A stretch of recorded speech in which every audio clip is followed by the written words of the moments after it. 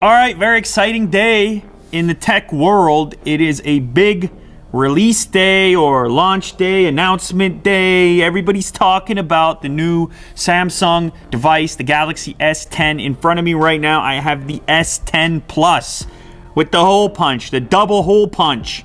People talked about it. It was leaked. The rumors showcased it, and now it's real. It's in front of us, and this is our first look at it. So here it is. A gigantic display. Of course, this is the Plus version. And the first thing you notice is how that hole punch kind of vanishes into the background of the default wallpaper. Now, I was like, hey, but people want to see the scale of the hole punch. So I was like, let me go into the wallpaper settings here. They blacked it out in every single wallpaper. But anyway, this gives us a better idea of the hole punch setup when we're just inside of the UI. And you know, I don't know, it kind of fits into the top notification bar. It's the exact same height, which I don't mind. And of course, not having it in the center kind of moves it to a more a less utilized area of your screen real estate. So this is kind of going to be up to the individual in terms of how you compare this to a notch kind of scenario.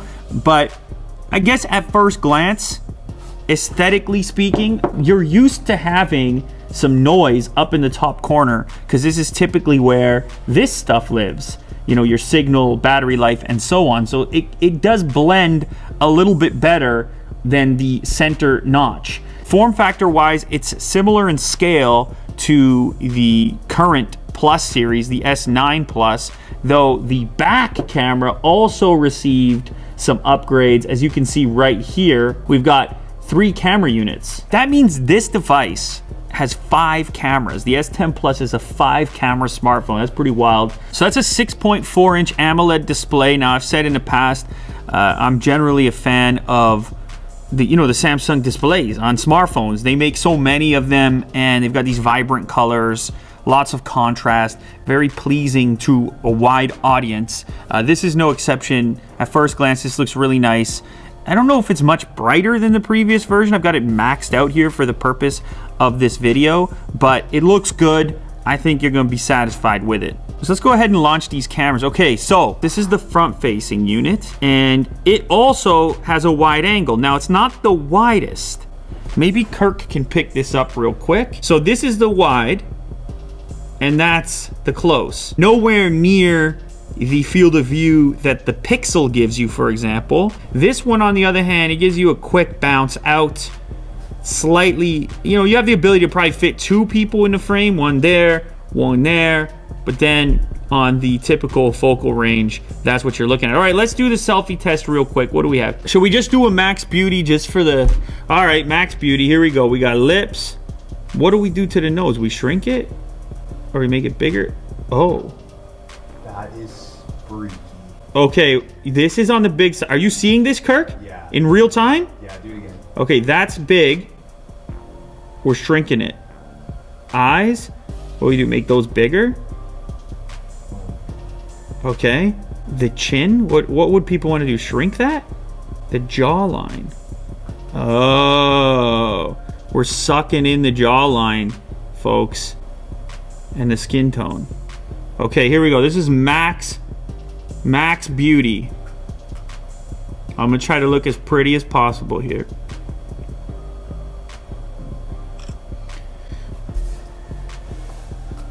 This is not me, ladies and gentlemen. That's not me. That's pretty me. And they've done a compelling version of it here. It doesn't look cartoony. It looks like plastic surgery. Like, that's what it's starting to look like. Actual plastic surgery that you don't have to do. For the price of a new smartphone, you get the old tuck, the old stitch and tuck. I'm gonna get rid of that. I don't know. It's not the best selfie I've ever seen, if I'm being honest. Now, when it comes to some of the post-processing stuff, that can change a little bit.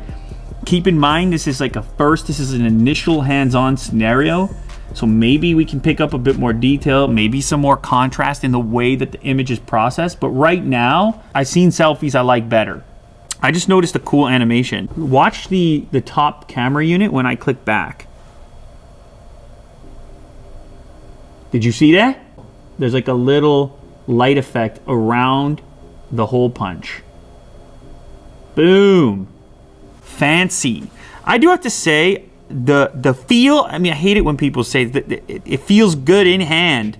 It does though. This one actually, it doesn't feel like a huge phone. It's rather narrow. It's obviously slim, and I kind of like holding it, to be quite honest. I should take you around the device real quick because I just noticed we still have a headphone jack. That's going to be a bonus for a lot of people. I'm glad they did that. I mean, you have a big device, you have the room for it. Now you got some extra versatility. You need to plug a standard set of headphones in. The jack is there. I really don't need to tell you. Of course, Type-C connector as well. Quick charge capable. On the rear, it's looking like we have the 3-lens, 3-zoom situation. So the default in the center shows 2 trees. That's representative of the focal range. Of course, we can zoom in further. That's a nice looking image. And then wider, this is a 0.5 zoom, so that's pretty wide. I'm into that. Okay, so that's the wide lens. Standard 1x focal range, and then the zoom. So as you can see there, the AI picked up that it's a face, that it's a portrait, and it made various automatic adjustments. Okay, cool. So now we'll just show you all 3. Ooh, that's pretty nice. Okay, so that's the zoomed in mode. That kind of turned out well. That's the medium or standard focal range, and then that's the wide. The wide is quite wide. I'm a fan of that actually. And it barely even juts out in this case. Like that thing, look at that. That lays pretty flat. I mean, completely flat, really. That's impressive for a camera module housing a 3-camera setup, including something that wide. I'm kind of happy about that. All right, staying in the camera modes, you can see there's also a pro mode, which gives you all kinds of access, ISO, f-stop.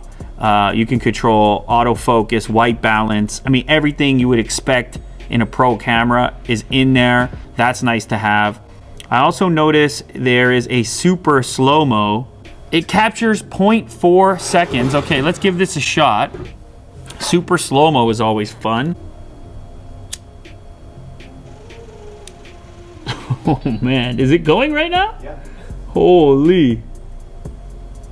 That's 0.8 seconds of actual video. Wow, okay. Yeah, I mean, that's super slow-mo. Now, I do want to take a picture of something colorful. I just want to see the way this thing deals with colors. Knows that it's a plant. We'll try the close-up. You know what, man? Again, this is initial interpretation, but this rear camera is looking real nice right now. Look at the detail over here. Wow. That's looking like that's gonna be a real performer on the rear camera. Another thing I was curious about, specifically with this cutout design when compared to the notch, is like, what's it gonna do in video mode? Obviously, people watch a lot of YouTube, a lot of video on their smartphone. So here you can see in the YouTube app what happens during navigation. Fits into the notification bar, but it also looks like the notification bar itself is fatter than it would normally be to accommodate the hole punch setup. So you lose a little bit of screen real estate there. Now, so that's zoomed in on the YouTube video player, and this should give you an idea of how that hole punch is gonna look when you have a full screen video playing. Yeah, it can interfere a little bit. And then you're like, that little area around the outside of it, is that really useful to have that? Is that even, that's not even a millimeter of extra screen real estate like that you're barely using. Of course it looks cool, it seems futuristic, but strictly from a utilitarian standpoint, is that really that useful? I don't know if this is the future of design. It really feels to me like this is a stopgap to the eventual no cutout, no notch situation. I mean, we've of course seen slider situations, motorized camera pop-ups for front-facing cameras. This just happens to be the latest incarnation, but I think a lot of it is kind of just a novelty factor in general. One thing I will say is that this is gonna make people feel like they really have a new device. Like that's what that ends up feeling like, is that this is a new thing. This is not something that has existed before. You pull this out of your pocket, you're like, that's not my last phone. It doesn't look anything like it. But as far as the practicality of this particular implementation versus others, I honestly don't think it's a big difference. But then again, I'm a guy who, on notch phones, I turn it off. I just black it out. So I kind of find them all a bit offensive. At least here, they are giving you 2 front camera options. So you're getting 2 lenses. So there's a bit of a payoff, a bit of a trade-off. You get 1 wide angle, 1 standard. So you get some extra equipment in exchange for that cutout. Oh.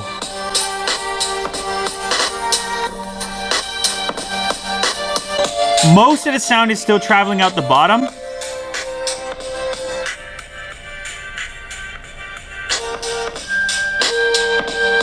It's a good sounding smartphone. I'm into it. It's a good sounding smartphone. They thought about it.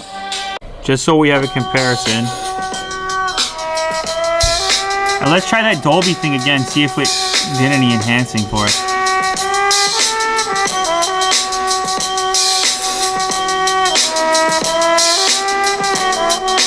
Oh yeah, this track you can hear it a little bit. It's in the mid to high range.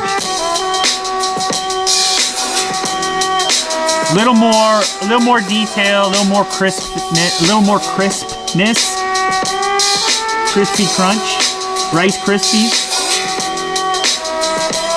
Krispy Kreme, Honey Crisp, Cocoa Crisp.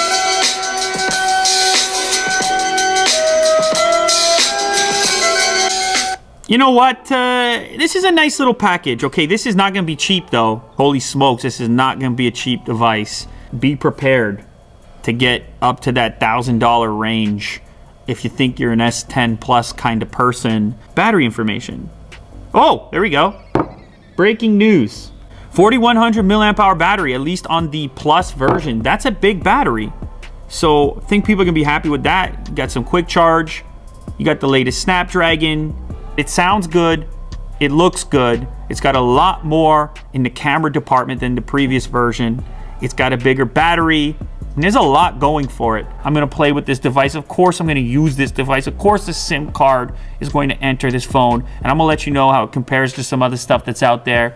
And I'm also gonna let you know if there's enough value here to justify the cost. Because that's the conversation in 2019, and you already know it. But there it is. It's the S10 Plus. And of course, you can tell it's wrapped in the beautiful D brand. If you wanna know more about that look for the link in the description. There it is. Unbox Therapy. Stay tuned for the next one.